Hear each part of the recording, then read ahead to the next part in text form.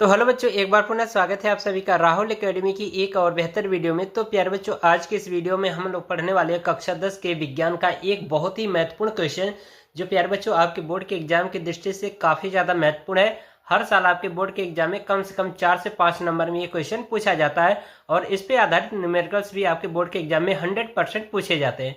तो प्यारे बच्चों, वीडियो शुरू करने से पहले यदि आप हमारे यूट्यूब चैनल पर पहली बार आए होंगे तो चैनल को सब्सक्राइब कर लीजिएगा। वीडियो पूरा देखिएगा बच्चों। वीडियो यदि आपको पसंद आती है तो वीडियो को लाइक करिएगा और साथ ही साथ चैनल को सब्सक्राइब करना न भूलिएगा। तो चलिए बच्चों, बिना किसी देरी के आज की वीडियो को शुरू करते हैं। तो प्यारे बच्चों, आज की जो हमारी मुख्य टॉपिक है वो है किसी चुंबकीय क्षेत्र में स्थित धारावाही चालक पर लगने वाले बल का सूत्र। यानी कि कोई एक धारावाही चालक तार है और उस चालक तार को हम क्या करें, किसी चुंबकीय क्षेत्र में रख रहे हैं, तो उस चालक पर जो लगने वाला जो बल का मान है उस बल का हमें सूत्र का निगमन करना है। तो प्यारे बच्चों, यहाँ पर मैंने जो थ्योरी है वो लिख दिया है। सबसे पहले हम लोग थ्योरी को समझ लेते हैं, फिर इसके बाद इसके डेरिवेशन को देखेंगे। ठीक है। तो प्यारे बच्चों, यहाँ पर देखिए कहा जा रहा है कि यदि किसी धारावाही चालक को एक बाह्य चुंबकीय क्षेत्र में रखा जाता है तो धारावाही चालक के चुंबकीय क्षेत्र व बाह्य चुंबकीय क्षेत्र में पारस्परिक क्रिया होने लगती है। यानी इसका मतलब ये है प्यारे बच्चों कि जो चालक तार है उसमें पहले से धारा प्रवाहित हो रही है। तो आपको मैंने बताया था कि जब किसी चालक में विद्युत धारा प्रवाहित होती है तो उस चालक के चारों तरफ क्या हो रहा है, चुंबकीय क्षेत्र उत्पन्न होता है। ठीक है। तो वही चीज कहा जा रहा है कि चालक के चुंबकीय क्षेत्र, यानी कि जो चालक में जब धारा प्रवाहित हो रही है तो उसका चुंबकीय क्षेत्र तथा जिसमें बाह्य चुंबकीय क्षेत्र में रखा जा रहा है तो उस चुंबकीय क्षेत्र के बीच में क्या होता है, पारस्परिक क्रिया होने लगती है, जिससे कह रहा है कि एक बल कार्य करने लगता है। यानी कि जब इन दोनों के बीच में क्या होता है, पारस्परिक क्रिया होती है, तो उस कारण बताया जा रहा है कि दोनों में क्या होता है, एक बल कार्य करने लगता है। यह बल चुंबकीय क्षेत्र के परिमाण व दिशा, चालक में प्रवाहित धारा तथा चालक की लंबाई पर निर्भर करता है। यानी इसके कहने का मतलब यह है कि जब हम किसी चालक में विद्युत धारा प्रवाहित करते हैं तो उसके चारों तरफ क्या होता है, चुंबकीय क्षेत्र उत्पन्न हो जाता है। और जब उसी चालक को हम क्या करें, किसी बाह्य चुंबकीय क्षेत्र में रख रहे हैं तो चालक का चुंबकीय क्षेत्र और बाह्य चुंबकीय क्षेत्र के बीच में क्या होता है, पारस्परिक क्रिया होने लगती है। और यह क्रिया जब होती है तो इन पे क्या होता है, एक बल कार्य करता है। और वह जो बल होता है, कह रहा है कि चुंबकीय क्षेत्र के परिमाण पर और उसमें दिशा पर और चालक में प्रवाहित धारा तथा उस चालक की लंबाई पर क्या होता है, निर्भर करता है। बात समझ में आ रही है। तो इसी चीज को हम लोग चित्र के माध्यम से समझते हैं। यदि प्यारे बच्चों थोड़ा सा भी डाउट होगा तो एक बार वीडियो को बैक करके जरूर देखिएगा, हर एक चीजें क्लियर हो जाएंगी। तो यहाँ पर हम लोग सबसे पहले चित्र के माध्यम से समझ लेते हैं। ठीक है। तो यहाँ पर हम लोग लेते हैं एक समान चुंबकीय क्षेत्र। ठीक है। यहाँ पर हम क्या बना रहे हैं, एक समान चुंबकीय क्षेत्र बना रहे हैं। ठीक है। और इस एक समान चुंबकीय क्षेत्र में हम क्या कर रहे हैं, किसी एल लंबाई का एक चालक तार को क्या कर रहे हैं, धारावाही चालक तार को इसमें थीटा कोण बनाते हुए रखेंगे। तो हम मान ले रहे हैं कि ये हमारा क्या है, एक चुंबकीय क्षेत्र है जिसको हम लोग वेक्टर बी से दर्शा दे रहे हैं। ठीक है। और इसमें जो चालक तार जो रखा जा रहा है, मान लेते हैं कि ये चालक तार है। ठीक है। ये मान लेते हैं एल लंबाई का क्या एक चालक तार है और इस चुंबकीय क्षेत्र में ये जो एल लंबाई का जो चालक तार है ये थीटा कोण बनाते हुए रखा गया है। और इसमें क्या हो रही है कि आई विद्युत धारा प्रवाहित हो रही है। मान लेते हैं इस चालक तार में क्या हो रही है, आई विद्युत धारा प्रवाहित हो रही है। तो इस चालक तार पर क्या होता है, एक बल कार्य करता है, उसी बल का मान हमें फाइंड आउट करना है। तो इसमें कहा गया है कि ये जो लगने वाला जो बल है एफ, इस चालक तार पर जो लगने वाला जो बल एफ है ये क्या करता है, निम्न बातों पर निर्भर करता है। यानी कि चालक में प्रवाहित धारा पर निर्भर करेगा। ठीक है। चुंबकीय क्षेत्र की प्रबलता पर निर्भर करेगा और ये जो चुंबकीय क्षेत्र बी है और ये जो चालक की लंबाई है, इनके बीच बना जो कोण थीटा है इसकी ज्या के समानुपाती होता है और इस चालक तार की लंबाई के भी क्या होता है, अनुक्रमानुपाती होता है। तो इसी चीज को हम क्या करेंगे, यहाँ पर लिखेंगे। यहाँ पर सबसे पहली पॉइंट लिखेंगे, किस पर निर्भर करेगा, तो सबसे पहली पॉइंट हमारा होगा कि क्षण में प्रवाहित धारा के अनुक्रमानुपाती होता है। तो यहाँ पर लिखेंगे क्षण में प्रवाहित धारा के अनुक्रमानुपाती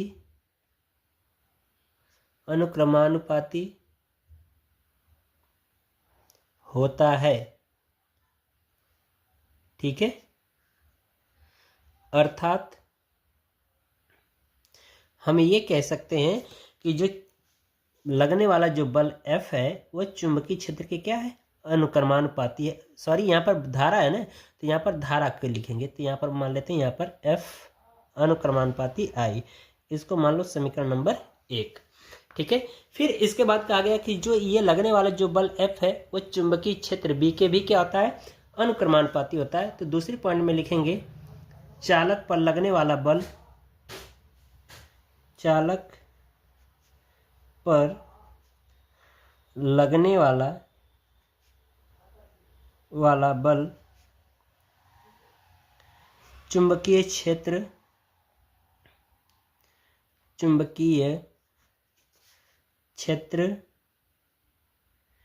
B पर निर्भर करता है,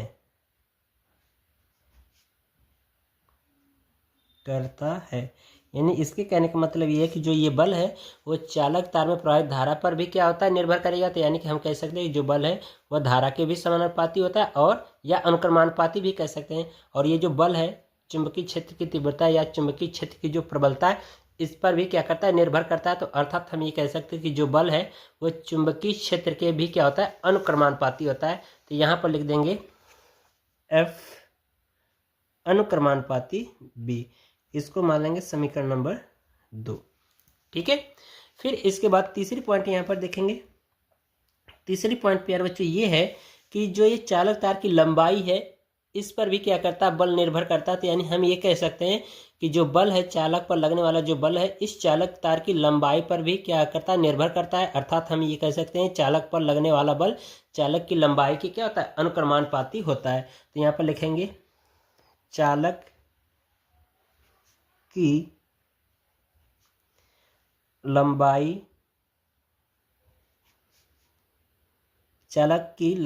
L के अनुक्रमानुपाती होता है, अनुक्रमानुपाती होता है। ठीक है, तो यहाँ पर लिख देंगे कि जो चालक तार की जो लंबाई इस पर क्या होता है, जो बल अनुक्रमानुपाती होता है। तो यहाँ पे लिख सकते हैं F अनुक्रमानुपाती L, इसको बना दे समीकरण नंबर 3। अब इसमें मैंने बताया चौथी पॉइंट कि जो ये चालक पर लगने वाला जो बल है चालक तार की लंबाई तथा चुंबकीय क्षेत्र के बीच जो थीटा कोण से रखा जाता है तो इनके ज्या के भी क्या होता है, अनुक्रमानुपाती होता है। तो यहाँ पर लिखेंगे चौथी पॉइंट में, यहाँ पर लिखा जाएगा, यहाँ पर लिखेंगे चालक की लंबाई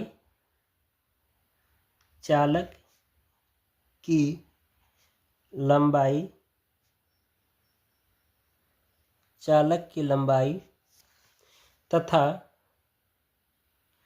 चुंबकीय क्षेत्र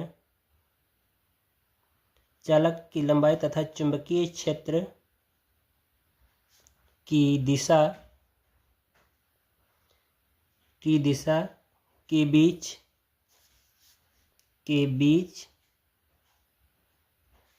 बने कोण थीटा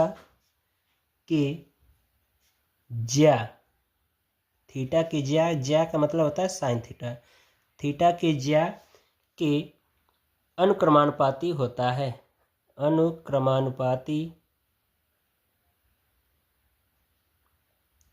अनुक्रमानुपाती होता है। ठीक है, तो यहाँ पर हम लिख सकते हैं कि जो चालक पर जो लगने वाला बल F है यानी कि इस थीटा यानी जो कोण बना थीटा इसके ज्या के अनुक्रमानुपाती होता है। तो यानी यहाँ पर लिख सकते हैं F अनुक्रमानुपाती साइन थीटा, इसको मान लें समीकरण नंबर 4। ठीक है, तो अब समीकरण 1, 2, 3 व 4 से, ठीक है, यहाँ पर क्या करेंगे, चारों समीकरणों को मिला देंगे। तो यहाँ पे लिखेंगे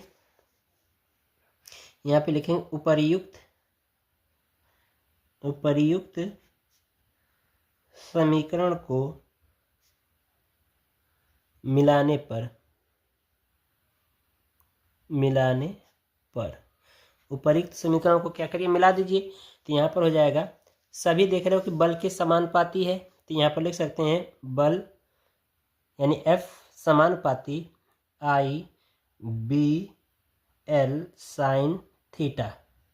तो यहाँ से समानुपाती चिन्ह हटाएंगे तो एक कांस्टेंट जुड़ जाएगा, तो ये हो जाएगा F बराबर KI/BL साइन थीटा। ठीक है, यहाँ पर थीटा, यहाँ पर जो के है एक नियतांक है, तो यहाँ पर लिख देंगे जहाँ के बराबर एक नियतांक। ठीक है, अब के बराबर एक नियतांक है तो यहाँ पर के का मान हम लोग मान लेंगे कितना, 1, यानी वायु अथवा निर्वात के लिए, वायु अथवा निर्वात के लिए, निर्वात के लिए। ठीक है, ये हमने मान लिया कि जो ये चालक तार है ये कहाँ पर रखा गया हो, मान लें इसके आसपास क्या वायु अथवा निर्वात उपस्थित हो, तो वहाँ पर के का मान कितना हो जाता है, 1 हो जाता है। ठीक है, तो अब के की जगह पे 1 रख दीजिए, तो ये हो जाएगा F बराबर 1 गुणे IBL साइन थीटा।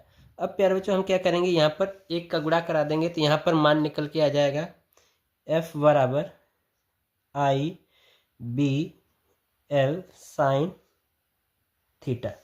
तो ये प्यारे बच्चों फाइनली हमें फार्मूला प्राप्त हो गया है। ठीक है, अब इसमें कुछ विशेष परिस्थितियां हैं प्यारे बच्चों, उस विशेष परिस्थितियों को भी देख लेंगे। यहाँ पर प्यारे बच्चों बल है तो बल का मात्रक क्या हो जाएगा, न्यूटन, यहाँ पे मात्रक जरूर लिखना है। ठीक है, अब इसमें कुछ विशेष परिस्थितियां हैं, उस विशेष परिस्थितियों को हम लोग देखेंगे। ठीक है, तो यहाँ पर हेडिंग लिखेंगे विशेष परिस्थितियां, विशेष परिस्थितियां।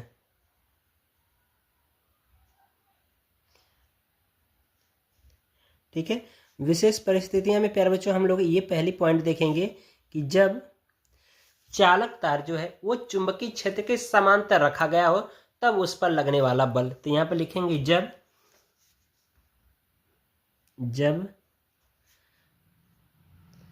धारावाही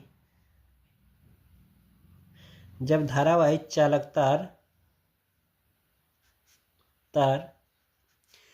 चुंबकीय क्षेत्र के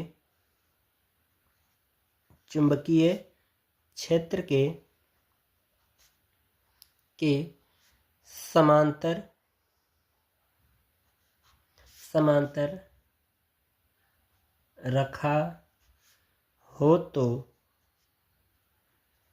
हो तो चालक पर लगने वाला बल। ठीक है, यानी प्यारे बच्चों क्वेश्चन में ये कहा जा रहा है कि मान लेते हैं कि ये चुंबकीय क्षेत्र है। ठीक है, एक समान चुंबकीय क्षेत्र है और इस एक समान चुंबकीय क्षेत्र में हम क्या कर रहे हैं कि जो धारावाही जो चालक तार है उसी को क्या करें, इसके समांतर रख दे रहे हैं, यानी कि कुछ इस तरह से ये हमारा धारावाही चालक तार है। ठीक है, L लंबाई का, इस तरह से हमने क्या किया, इसके चुंबकीय क्षेत्र के समांतर रख दिया। तो इस चालक पर लगने वाला बल का मान क्या होगा, तो प्यारे बच्चों देख रहे हो कि चालक तार की लंबाई और धारा प्रवाहित धारा की दिशा और चुंबकीय क्षेत्र की दिशा दोनों एक ही पर है, तो इसलिए यानी एक ही दिशा में है, तो इसलिए चुंबकीय क्षेत्र और धारा के बीच में बना कोण क्या हो जाएगा, 0 हो जाएगा। तो यहाँ पर हम कह सकते हैं कि अतः थीटा बराबर यानी कितना हो जाएगा, 0 अंश। ठीक है, थीटा बराबर क्या हो जाएगा, 0 अंश, क्योंकि ये देखो सभी एक ही दिशा में थे इसलिए बना कोण क्या हो जाएगा, 0 अंश।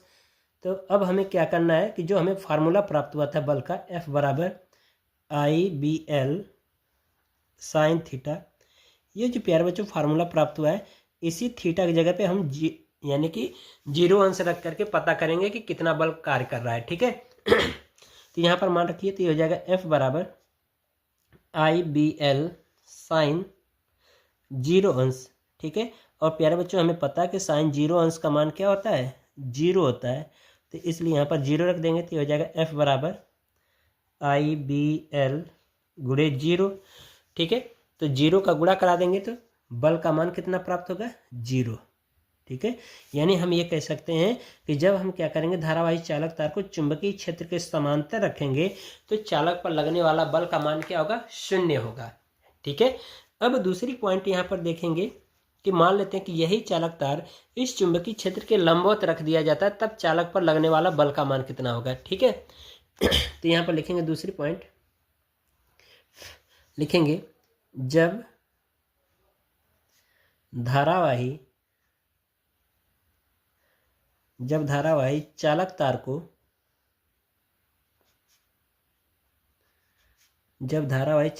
को चुंबकीय क्षेत्र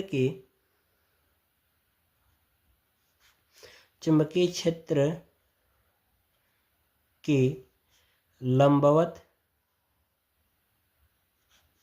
रखा जाता है तब चालक पर लगने वाला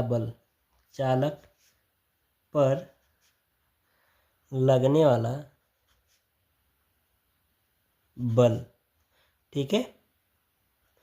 चालक पर तब लगने वाला बल का मान कितना होगा, यानी कि इस पॉइंट में कहा जा रहा है कि मान लेते हैं कि ये हमारा क्या है, चुंबकीय क्षेत्र है प्यारे बच्चों, ठीक है, एक समान चुंबकीय क्षेत्र, और इस एक समान चुंबकीय क्षेत्र के लंबवत चालक तार को रखने के लिए कहा जा रहा है।